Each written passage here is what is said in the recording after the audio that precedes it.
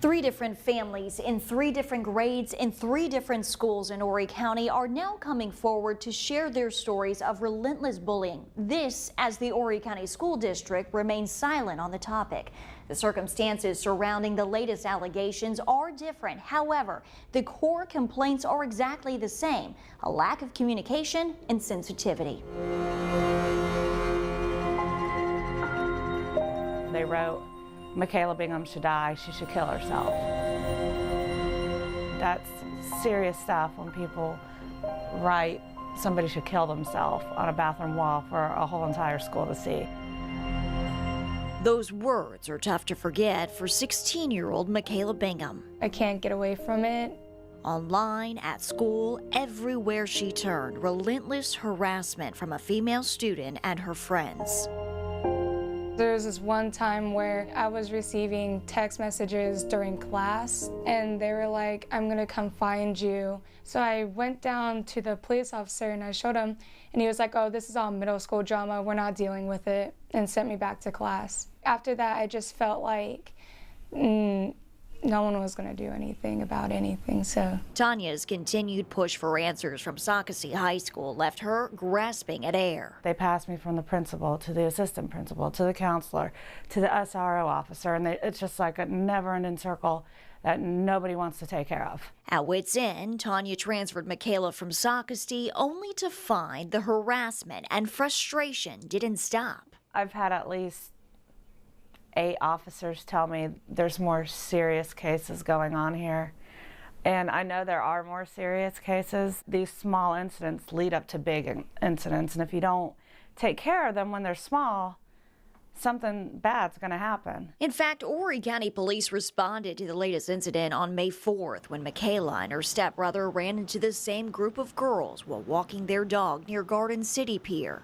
My daughter made a stupid decision walking back past them. Maybe she should have taken the beach, but it's dark on the beach. And now that it's come to even a very small head to where she got hit and spit on, it's like I said, it's still not being taken care of. Does she have to get her butt kicked severely? Because if her stepbrother wasn't there to help her, that would have been 5 girls on top of her, and she could have ended up in the hospital. After seeing the case in Central Florida where 12-year-old Rebecca Sedgwick leapt to her death after being aggressively bullied by other girls, Tanya says it's not hard to think about what could be. I'm trying to prevent a situation that's bound to happen. Which is the exact same argument being made by Tammy Davis, a mother of a bullied 7th grader at North Myrtle Beach Middle. That's why I told them it'll be on your conscience if something happens to him, because you guys won't do anything. At 13, her son's large stature hasn't given him immunity from bullies. My son got threatened with AK-47s, people coming to his home and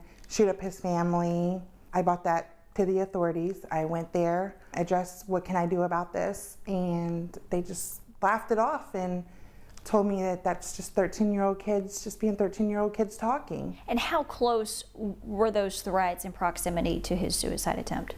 I would say within like maybe 2 weeks tops. I came home and found out that he was trying to hang himself.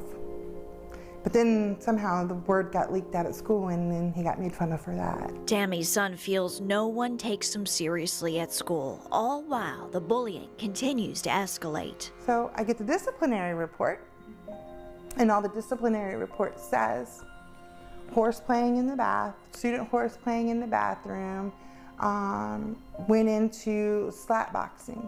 Not once does it say my son was body slammed, but yet they told me my son was body slammed because that student admitted to it. So I have a problem with that. And she worries how a misinterpreted disciplinary report might impact his future. I understand kids say things. I understand my son says things.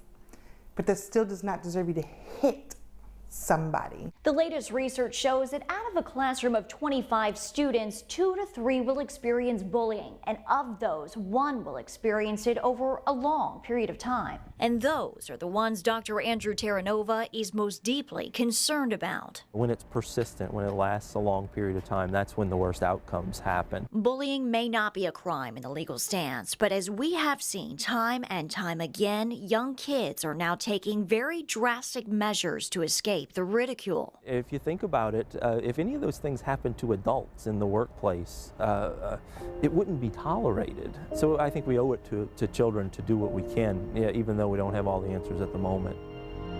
Tonight, we're bringing this discussion to you, and our hope is that you really take the time to talk to your kids about this issue. On this website story, we have got a full link of articles and videos, you name it, it's on here, and we hope that you use this to start that difficult but potentially life-saving conversation.